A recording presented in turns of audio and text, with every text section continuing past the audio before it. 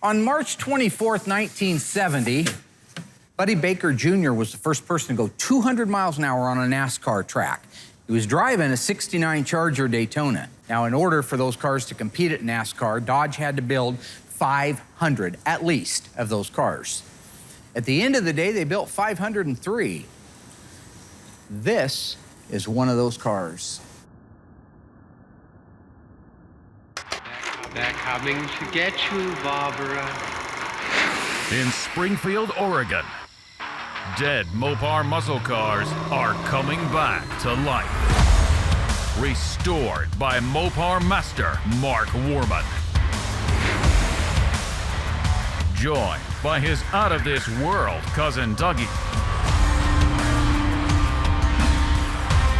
Oh, hi, Mark.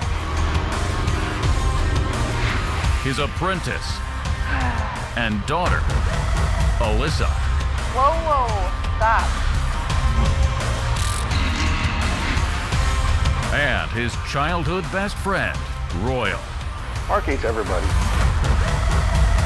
His protege painter, Will Scott. You got one job. This is Graveyard Carz.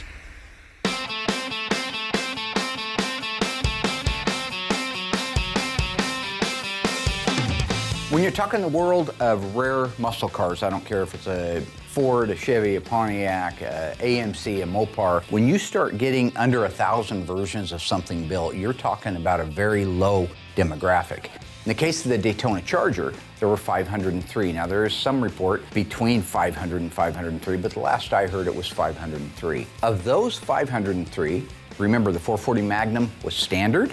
The 426 Hemi was optional. So this had a 440 Magnum with an automatic transmission.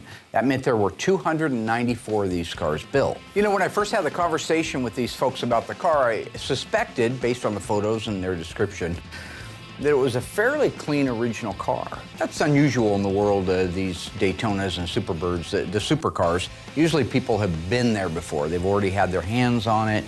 They've done things to it. This car was represented to be mostly original. And when it got here, it was mostly original. This is truly a time capsule. This was quite an experience working on this Daytona Charger. This was an all-original high school car. It was in amazingly good condition. I was absolutely enthralled with all of the detailing items that I was able to photograph that I knew would come in handy not only when it came time to put the car back together again, but for other people who might be doing a Daytona Charger. So as I went around the car, it really dawned on me that this was a car that I needed some input from Tony, my friend Tony D'Agostino, Mopar Parts. Tony owned one of these cars that had done amazingly well at the show circuit. It was a beautiful car. Mike Mancini at Instrument Specialties is the guy that restored that car for him. Tony, having so much knowledge of the Daytonas, plus a personal one, I really wanted him to come out here with me because ultimately I'd like to make the decision, should I try to talk these people out of restoring it? Is there that much authenticity and that much one time through that you can't ever change again on this car that I should make that phone call? So I had him out and we combed that car from bumper to bumper. So when a car like that comes to me, an OE specialist, and it is so chocked with original DNA, it's a gift. Absolutely. And I fell in love with these cars when I was really young, and I don't remember exactly how old. I think I was probably 11 or 12. There was a magazine that featured a '69 Hemi Charger Daytona in it, and I wish I could remember, but I think it was Hot Rod Magazine. And it was a guy with a tape measure standing next to it showing the height of the Daytona spoiler. I was just amazed at that thing. I remember the caption. The guy was quoted that owned the car that said it idled like a coffee can full of rocks. That has stuck with me all these years. That was the day I fell in love with these cars. So during the inspection of the car, the things that I noticed and Tony agreed with, it looked like the nose cone had been replaced at some point. Now that's not uncommon for those cars. That nose stuck out a long ways and all it would take is to pull up too close to a parking area and bump into a pole or bump into another car. So that did not surprise me. The paint that had been done on the car looked like it was the paint that was done at Creative Industries when the car was converted from a Charger RT to a Daytona. The wing was original, all the bracketry that held it in place was original. The chrome, the glass, the interior trim and ornamentation, all original on this car. The seats were in nice shape except for the driver's seat, which showed wear on the bottom of the driver's seat. The carpeting had been replaced at some point in its life. The door trim panels were beautiful, the dash was beautiful, all the instrumentation was intact and in nice shape. The flip-top gas cap was the original. The decals and graphics were original, and it was interesting as I was looking at this car, that big bumblebee stripe that goes around the back, the big Daytona stripe. It was so poorly installed, none of the intersections lined up on them. This was factory stuff. And you could see the way the deck lid fit. It had to fit how it fit. You couldn't have moved it either way, so it's not like later somebody readjusted the deck lid and that's why the stripe didn't fit. They just put it on that poorly. And there could be some shrinkage with the decal, possibly shrinking back, but you would think it would all shrink back at the same rate. If the quarter panel shrunk and the trunk lid shrunk, they should still be lined up. I think it was just poor mass manufacturing for a car that only had a few months to be built to be able to race at NASCAR. And so for me, one of the best little treasures I found in it, and Tony has this kind of stuff so it wasn't as exciting to him, but the original bottle of touch-up paint was still in the glove box. The original Chrysler Mopar, the stuff you would have got in the parts room back in the day, was in the glove box. And interestingly, of course it's called Hemi Orange, that's the color. The code in 1969 was V2, Victor 2. Because it was the first year for Hemi Orange. Hemi Orange was still available in 1970, so the paint code was EV2, E representing 69. It let people know that this wasn't the first year for the color was available a year before it. But this being a real 69 and being a real V2 car, that code on that bottle showing that they bought it in the parts room in 69 was V2.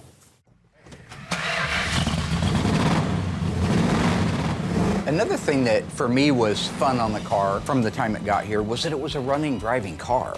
Most graveyard cars are not running, driving cars. They're dead. They're graveyard. That's how I earned the moniker The Undertaker, is bringing these dead cars back to life. But this car was a running, driving car.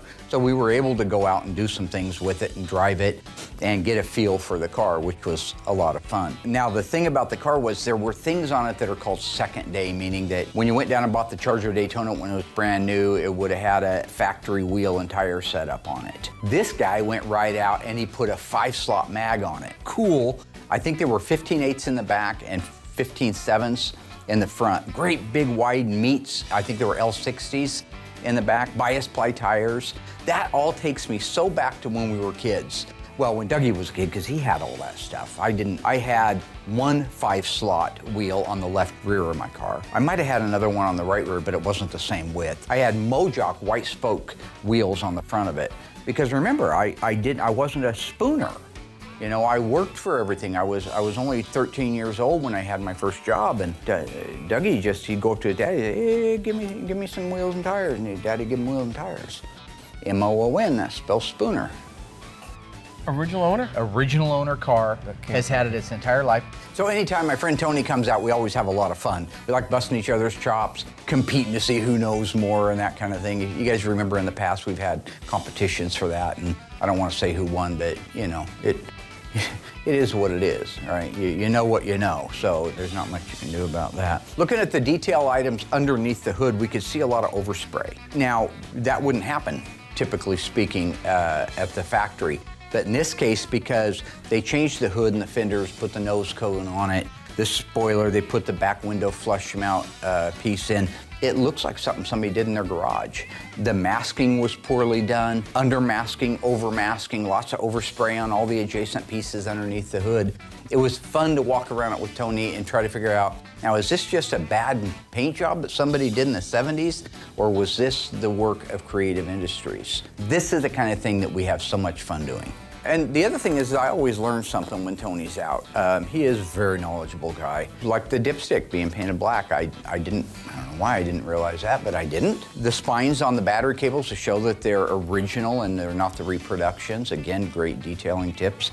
But that's how to tell with a little spine. I feel it. A seam. I did not know that. So Tony and I did, in the end, we agreed it should be restored for a couple of reasons. One, it wasn't necessarily in 100% survivor condition. Enough stuff would need to be fixed on it that you almost couldn't say it was a survivor anymore. And we weren't sure on a couple of areas that had been worked on. And then the fact that the owner had had it since it was new. He's seen it in this condition for 50 years. He's willing to spend the money to have the car restored. That's what we decided to do.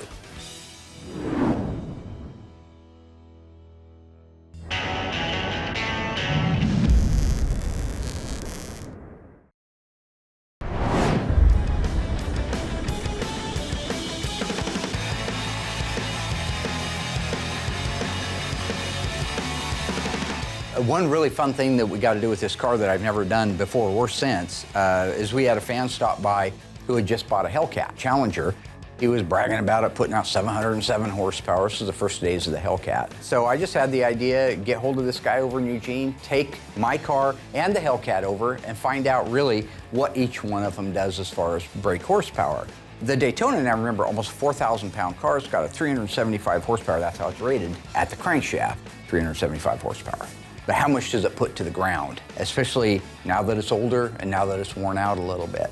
So when we ran that car on the dyno, it put out 205 horsepower to the ground, I think at about 5,000 RPM. That's amazing considering, like today, I drive a Hellcat Red Eye Challenger that puts 797 horsepower to the ground. It's unbelievable the difference in technology. And that's a small block, by the way. The Hellcat Challenger, it was putting out right at 700. They thought that it would go to the 707 if they could have got the intercooler cooler. The air coming in was real hot that day, so they couldn't get it down, get the temperature down. So it was putting out right about 700 horsepower. But that's amazing, again, to the ground out of a small block. It was really fascinating to be able to take that car out, go across the scales, go over and have it dynoed, and just drive it like we used to back in the day. A lot of fun.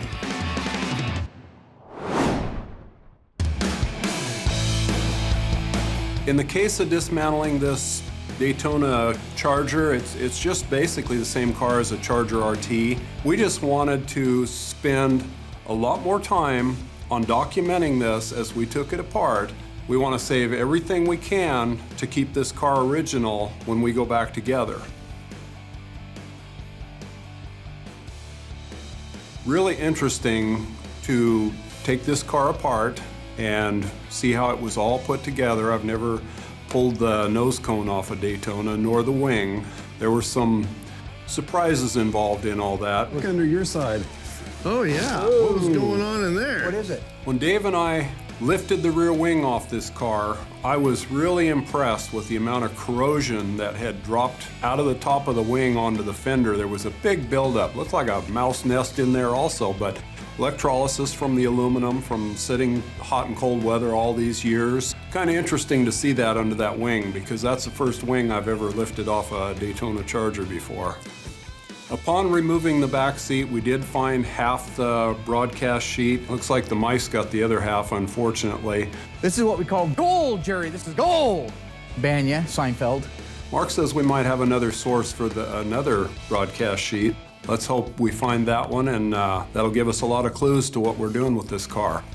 I really loved working on the Daytona. It's a really awesome car. I loved seeing my dad do the documentation on it. I thought it was hilarious that he actually got out a couple of quarters and was checking the gaps. What I'm doing right now is using these quarters to establish scale, like how wide is the gap between the fender and the hood before we take it off. We'll never know that again. We'll never know it. I mean, it's a little bit crazy, but I love them. I have 2 quarters, and they are literally, I can't wedge them down in there. But I come to the front, and I can clearly put them both in there. So as I run it like this, I can feel it starting to get tighter and tighter, and right there is where it begins to sink in. It was fun to watch my dad nerd out, especially on the hoses. I actually used some of that information when we went to reassemble the car. Take a look at these vacuum lines. If you look, you can see ribs in there. It's smooth over here, but you have those ribs right across there. See the multi-ribs right through here? Now the back side again is smooth, but when you hold that out there, you go at a car show and you take a look, if it doesn't have those ribs in it, then it's a reproduction. Yeah, it went really smooth and amazing car. Really enjoyed working on this one.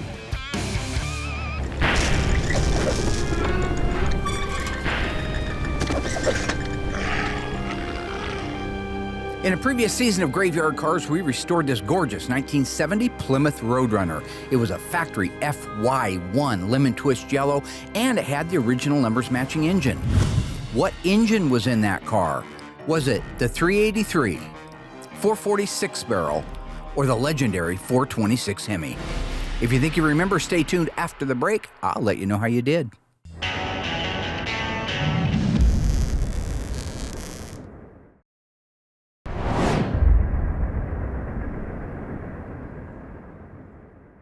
Welcome back, ghouls. How'd you do on that one? What engine did our 1970 Plymouth Roadrunner have from the factory?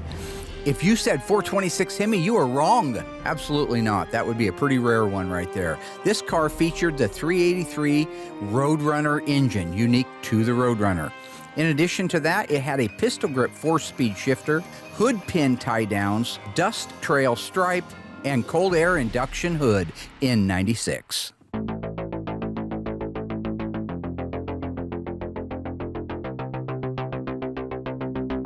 One of the cool cars that Mark had when I was a kid, I believe was a 70 Superbird. It was a cool car because they're so unique.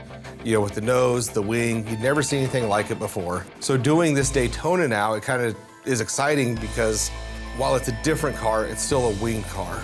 It's going the Hemi Orange, which is pretty common, but I've never sprayed a nose, I've never sprayed a wing. So doing a car like this, it's kind of iconic for me personally because I've been around them so long and this is just now my first one. Because it still is a Charger, this car has a lot of style lines.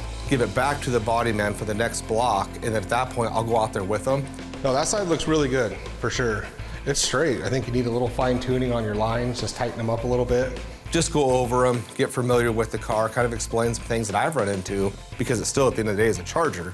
So I've done a few of those, so I can say, hey, you know, you're blocking this line, but make sure you pay attention to this right down here. This is a problem area. So I like to make sure I have that one-on-one time with my guys. Just because it's the Daytona doesn't mean it gets any special treatment. Only difference on this car, it was a clean car to start with. So when it goes out to metal work, when it goes out to the body shop, the process is a little bit quicker. So the body man has the car. It's been primed, we've talked about it. It's time for him to start blocking it. He'll block the whole entire car, make sure his lines are crisp and straight with 120. At that point, I'll go out there and sign off on it, make sure it looks good. It comes to me, we will primer the whole car again. Make sure we've got everything dialed in. Then it will go back, he'll block the car out again with 220, bring the car back to me again, and then we'll prime it for the final time. We get the car back, we've done our final primer, let that dry for a week, and at that point, we'll bring it back into the shop, mask all of our lines, and we do that from start to finish to maintain how crisp they are. Block the whole entire car out with 320, then we will go over it with 400. It's a metallic car, but it's a very fine metallic, so we don't need to go anything past 400. At that point, we get it in the booth, get it ready. I'll seal the whole entire car. That'll fill all those little 400 scratches. Mark's always done the pre-paints for a number of years. He likes it, I get it. It does allow you to kind of cut some super small corners. If you're not sure if something's gonna come out great, it's just a pre-paint, so we'll see how it looks. But we've reversed that. You know, now we have a really, really good team here, so we just stop, spend an extra week or two on a car, and then just go right to final paint. When it comes to a metallic, you can't do it in single stage. You know, it'll model, it'll look zebra striped. It's very important you lay that metallic out. On this particular car, Hemi Orange, the metallic is so fine that you can't even see it unless you're in a certain light. You can get away with it on this metallic only, but other cars you just can't. And this was the last Hemi Orange EV2 that I did in a single stage. When Hemi Orange is a single stage, it's 3 coats and it's covered. And it's such a big car, by the time you get around the whole entire car, you're almost ready for your second coat. So doing this color in single stage, you can knock out a complete paint job in just an hour, 2 hours tops. Two-tones on some of these B-bodies are kind of tricky because they're a completely different color. Sometimes you have a formula, sometimes you don't. One of the great things about this company, we have 100 cars here. If Mark says, hey, it needs to go this color, go check out this car, here's where it's at. I can grab that part, bring it in, and if I can't get a color code to it, then I can just scratch build the color myself and then do that car based off another car that we have out there. There's 2 types of people that can do this. There's Mark, and then there's my helper, Noah. If I give Mark a single stage Hemi Orange car to buff, he puts his white coat on, He puts a gallon of compound on it. He grabs a buffer. He cranks that up as high as it goes. He puts that buffer on there, spits compound everywhere, burns the panel, and said, how could you do this? That's Mark's method. Noah, who I've trained over the past year and a half how to do this, very meticulous, little compound, low RPMs. And when you do it that way, you can buff it without moving the metallic. Because it's a single stage, that metallic's on top. So when you go do it Mark's way, it swirls that metallic around and it looks like a burn spot. When you do it my way or Noah's way, we can do it in single stage and just finesse it out. You know, it was a great car to start with. The whole process went good. Everyone really took their time. Car came out amazing.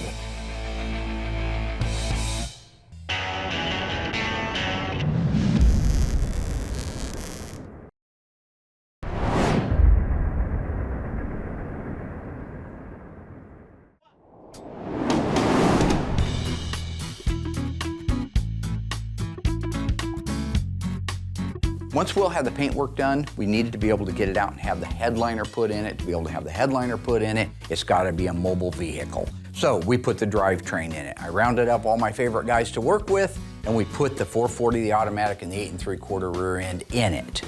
A hair back to the driver's side. Yours or ours? Which driver's side? The real driver's side this time. Okay. So in the case of the deep dish aluminum wheels that were on this car, Mark had those on his Charger back in the day too. I preferred the appliance steel 5-spoke wheels myself. Yeah, I had 5-slot mags, like I mentioned. I don't think they all matched. I think I had 8-inch in the back, 15x8s, and maybe, well, in the front I had white Mojoc wheels off of a wagon train or something, or off a Jeep. I didn't have any money. I didn't get the rich daddy option like Dougie did, where he got brand new appliance 5 spokes and BF Goodrich's for his Barracuda, or the new Barracuda for that matter. No, I got the option of the rare disease of Osgood slaughter in the left knee region, and the optional fibroma tumor in my right foot between my big toe and my index toe. I had the dead dad, and I had 8 broken crayons. That's why I'm colorblind today and can't see anything. My wheels didn't match, but I did have 2 5-slots. So, you know, that's a real knee slapper, right? I just wanted to point out how these are my favorite tires right here. Oh yeah. BF Goodrich, Radial TA. Yep. My favorite tires. The ones your daddy bought you when you were a kid. Yep. I bought Okay, them. you want to go pop those out real quick? One of the last components we have to do after the dash is installed is the steering column. Now, Justin has been restoring our steering columns here for a couple of years. Does a fantastic job. We use the original nitrocellulose lacquer with suede in it. We get it from Mike Mancini, so it matches the dash. We put in new bearing columns. We put in new turn signal switches. All of the wiring, the routing, the turn signal lever, all of that stuff is completely new or restored. He does a fantastic job on that. My dad has me running around and doing a lot of different things around here, but I totally don't mind. It is nice when I get to actually work on the cars though. And I'm not totally clueless. I know my way around a little bit. I helped Justin apply the sound deadener in a few cars. It was requested by the owner, so keep that in mind. Yes, it's not OEM, but this makes a car so much better driver. You can put the sound deadener everywhere in the car, in my opinion, except where you see it. So you wouldn't want it on the insides of the quarter panels, that's fine. You wouldn't want it on the wheelhouses where you can see it. But if it's hidden, put it on there. In this case, we've got Justin and Alyssa working together, who have really become a sharp team. So maybe I can just get Alyssa out here to help me with all of them. No, I don't mind helping. Too far? Too No, far? I can help, I'll help. No problem. Everything went smooth. Alyssa did an amazing job. She just kind of mimicked what I did on the other side. So couldn't ask for a better partner to help out with this. So the sound deadener makes a big difference. Without it, the car sounds really tinny and there's a lot of road noise. So when I build my Challenger, I'll definitely be putting sound deadener in. Justin did a great job putting the nose cone together on the car. There's a lot of pieces inside there. It's very intricate. So one of the cool and interesting things, well, it might not be cool to everybody, but for me was the nose cone. Taking that thing apart, just seeing how everything goes together basically in a reverse fashion. I didn't realize how complex they actually were. It was really good just to be able to see exactly how they did that at Creative Industries. So being able to take each piece apart, label it, and then, you know, snap a picture of how that went on there, it really just helped me out in the long run on putting that thing back together. And I thought another cool feature of that was they are spring-loaded. The headlight doors are actually spring-loaded to stay open, and they're vacuum kept down. Just in case your vacuum lines go out on you, it's gonna default to up. So if you're driving at night, you still got headlights. He was working on these cars when he was young, when he was growing up, because his dad was into these. So growing up my whole life, you know, my dad has been building Daytona tributes or clones, some people call them. Well, my grandpa was even making them before my dad was. I think I was probably born into Daytona. So him and his dad would work the weekends on these cars, and I didn't get that, obviously, because mine was dead. I didn't have the cars either, because we didn't have any money. Just being able to kind of use the knowledge that I've learned with my dad in these cars, I build these wings myself at home, but seeing a true original Daytona wing, there's just nothing like it. It's really cool. So I think he's basically what the CCR would refer to as the fortunate son. M-O-O-N, that spells CCR.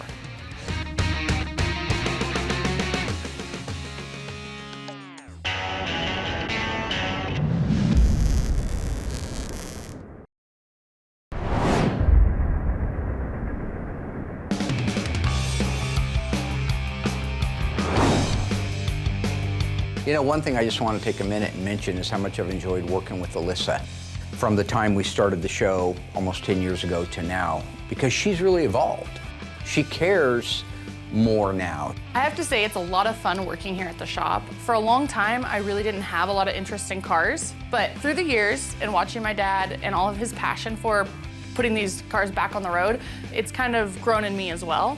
She is my right-hand man lefty around here. She just is everywhere, and working with her is a blessing. And even though it gets really stressful working here every single day, there's so much at stake, I wouldn't change it. And she just had her third little girl, little Topaz. I love her, she's adorable. Her name is Topaz. Mark, it's actually Capri.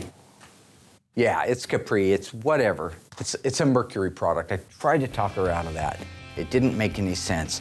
There's a beautiful little child, and you rock it in your arms. Oh gosh, beautiful, look at those eyes, look at the, what are we gonna call it? How about Capri? You know? M-O-O-N spells Capri, I guess.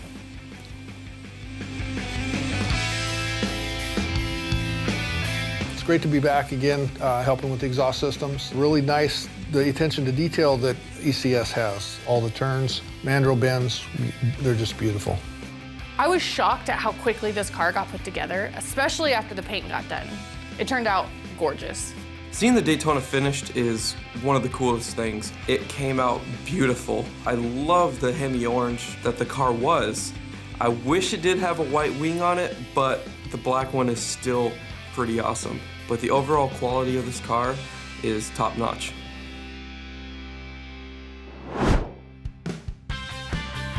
This car came out fantastic. One of my favorite parts of any build is when I get to go drive it. Get out there and put the pedal to the metal. Drop the hammer on that thing. It is so much fun. All right, everybody, doing a road test in our 69 Daytona. First time out. Feels good. Just got it aligned, so we know the alignment's set.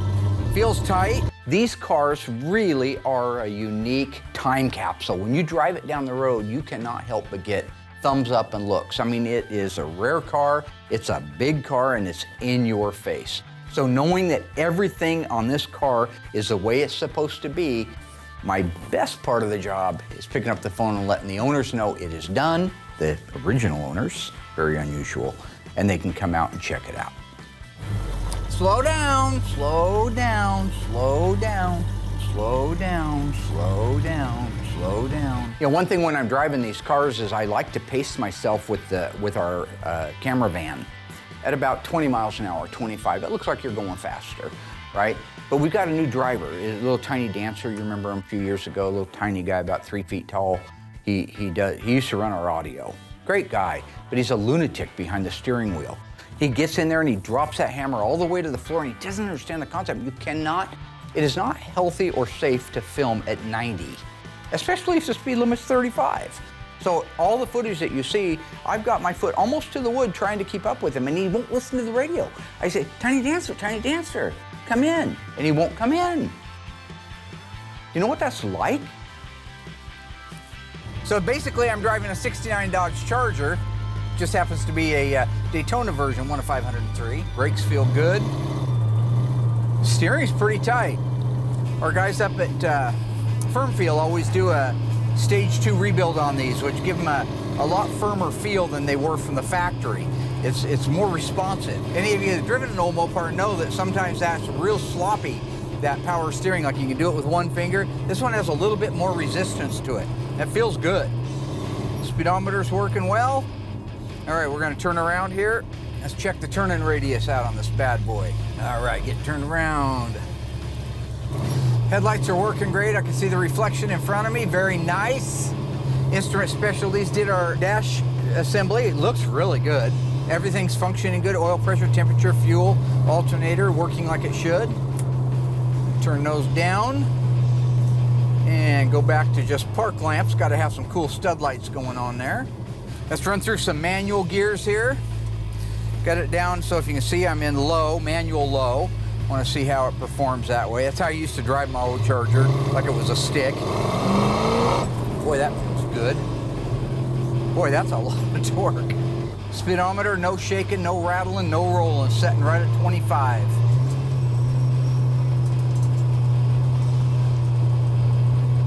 I like to think of myself as a friend first, boss probably second, and entertainer third. So that's David Brent from The Office, the actual funny one, the funny version that was done for 2 seasons plus a Christmas special with Richard Gervais.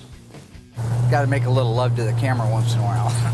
You know what I'm saying? There's second, nice shift. There's drive right there.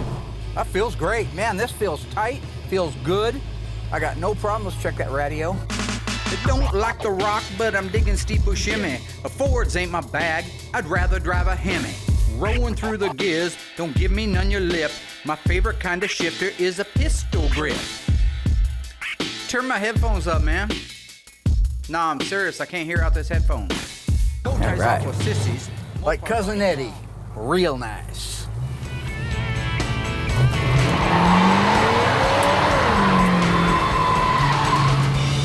That feels good. Solid. Good solid burnout. All right, folks, we got a 69 Charger Daytona rocking and rolling, turning and burning. Ready to head out on the highway. Going home to Florida.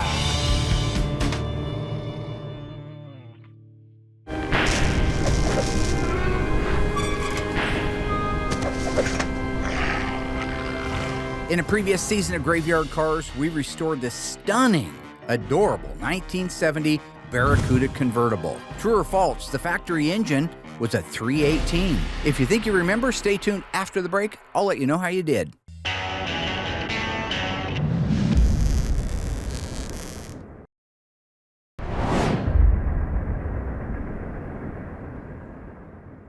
All right, ghouls, how did you do on that one? True or false, this little 1970 Barracuda was a factory 318. If you said true, you're wrong and you never saw the episode. This car is one of 59 made with a 383 two-barrel. It also featured an automatic transmission, manual convertible top, matching black interior, and it also featured air conditioning.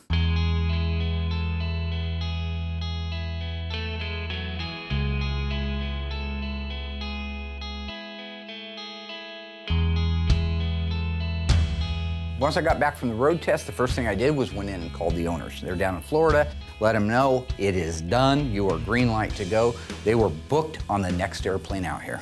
I have been waiting forever to hear the entire story of this car and how it got into their family and how it spent 50 years in the family. Again, one of the best parts of my job. My name is Michael Walton.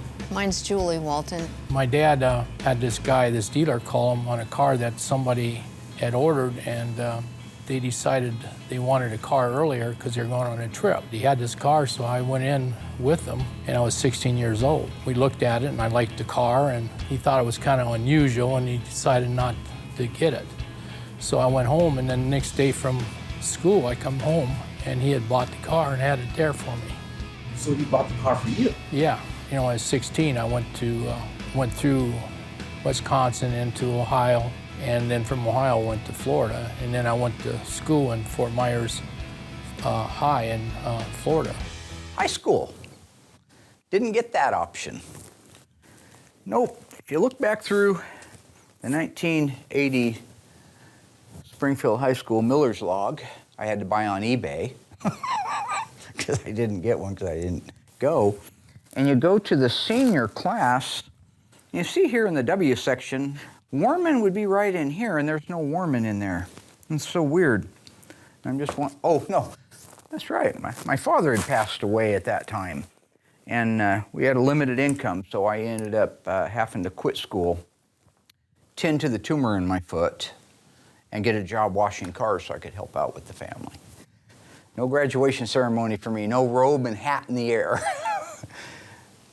Surgery on my foot. Touch and go, almost had to amputate it. They thought it was cancer. It turned out it was benign. Thank you, Lord, Mom, for praying. So, those are my golden years. Well, I was 17 when we started dating, and we eventually then went and run off and got married in the car. We went to South Dakota. Huh. My first girlfriend stabbed me in the back. On the way to South Dakota, I had an affair with a guy in Washington, big corn-fed, backwoods-ass Sasquatch-looking thing. That's what I got. Well, I was going to school in a little small town in North Dakota, and his family had just bought a farm, and they were there for the school year, and he was bringing his sister. And my dad bought a farm, too, June 25th, school. 1975. I saw him drive by. And, of course, he looked like he was pretty stuck up driving that car. But anyway, we kind of got together and dated. And Spooner. We did run off to South Dakota. So on the way down, he's driving through a little town, sees a carload of girls, and he starts It's just a perfect little world, isn't it? No. Yes, he says this, but he keeps all telling I seen himself. was hands yeah, waving. he keeps telling him that himself that So to I make waved himself. back. I saw those, too. Yeah. Of course, The I funeral. knew I was in trouble once I seen. Ever been a pallbearer in your own dad's funeral? With this car, people would wave or recognize you, you know, and I'd always wave back, and you know, but it was. He's always liked the attention. It already drew attention. But that was in '72, and we're still married, going on 49 years. So, we watched the show, you know, and I knew he wanted the car redone, so it was a surprise for him. The only problem is we couldn't get the car without him. So Mark set it up where he called, and then surprised Mike on the phone, and told him we were redoing the car. Because Mike had to be the one to start the car to get it loaded. It was a surprise for him. I was happy because I knew that he would do a good job. I was surprised, yeah, and I was glad he was doing it. What is your fondest memory in the car, in general? I'd have to say when he first picked me up for our first date, he brought the car and went to a dance, didn't we? Yeah. School dance. Yeah, my first date, my brake pedal bounced off the floor of the car. You're Did a lucky Brody you in their finished front going yard the and rest ripped of up the way. the old lady's favorite flower. Sorry. We run back to get my mom's Impala and take her out on a date. In Florida. My mom had a Plymouth Superbird, a yellow one. My dad had got it was 1970. It was brand new from a dealer in Fargo, North Dakota. It had a 4-speed six-pack. I had an Impala. We had My that mom had for an 20 Impala. years. And I tried to buy it. My dad ended up selling it to somebody. How do you try to buy a car at 16? Would have liked to have it. So then I found another car exactly like this car about 4 or 5 years ago. Vitamin C Plymouth Superbird, 4-speed with the 6-pack in it, and it's pretty much identical to that car. So I ended up buying that car. And then there was a Daytona, a white fin and a white interior. We first got married. We've seen this car used. It had like 3,200 miles on it. We had it for a little while, and then we started farming. We needed money for farming, so I sold it to my brother. A few years ago, I bought a car similar to that with a white fin, and it was red, Daytona. Anyway, I bought it for her, so. And then we have another red Superbird, Tor red, but it's kind of like a Hemi orange. So we got 2 Superbirds and these 2 Daytonas. We have 4 kids, and they all want this car. So we thought we bought 3 more, and we can just each have one, you know. So. I don't need that. Just all I do is think about driving into oncoming traffic. The more I hear, I'm just finished with that stuff. So you guys can finish up your little interviews and all your little happy crap and send it to the network. MOON, that spells cut.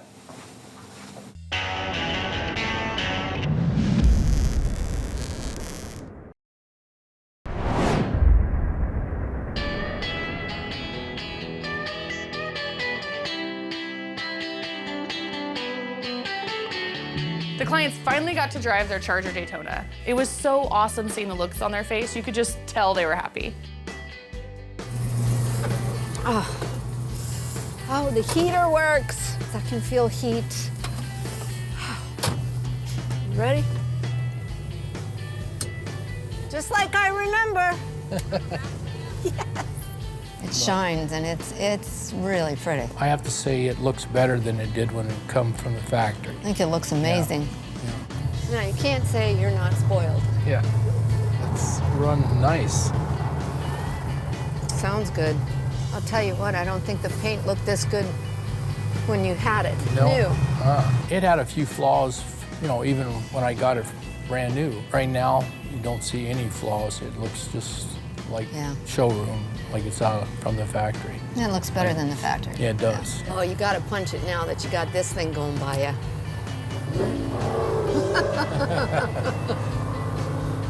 He's wanting to race. Yeah, he's wanting to race. I don't think it was worth keeping it as a survivor. The original engine had already been stolen, so.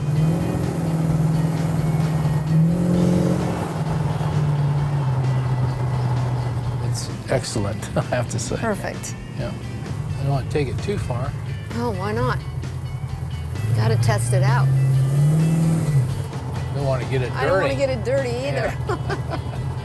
We're going to take it to some shows and we're going to drive it, you know, a little bit. You know, not a lot, but we'll be able to drive it, you know. Show it off. Yep. It's a pretty car. Don't hit any rocks. We don't want to chip the paint. Well, you should be happy about this one. Yeah. Oh, I'm very happy, yeah. Excited. How fast do you think it'll go?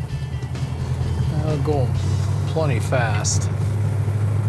Well, you're not gonna take it up to 160 and blow it up again. No. Kind of blew it up a couple times racing.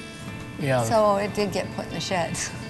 It was like when we were kids, you'd go out and you'd have Hemi-Cudas and Judges and all different kinds of cars, and you'd go out in the back roads in North Dakota, you know, you'd end up racing, and top end, it was pretty fast, yeah. I can't wait to get it home. From the start, working with Mark has been really good. Never had a problem. He's always been really, really good about getting it done. So can you two stand in front of the car and I get a picture? Absolutely. Yes. Do that. Yes. Great. Thank Got you. it. Yeah, you bet. You bet. Yeah. Yeah, thanks, Mark. Oh, man, Of course, absolutely. it's nice. I really appreciate all the hard work they've done and how nice it's turned out. We do. I'm Yep. real happy. I'd like to thank all of them Yes. for what they've done. It's exactly how I wanted it to turn out for him. It's quite the car. I can't believe his dad bought it for him. And it's just They did amazing. a really good job. Yes. Great place. Greatly appreciate it.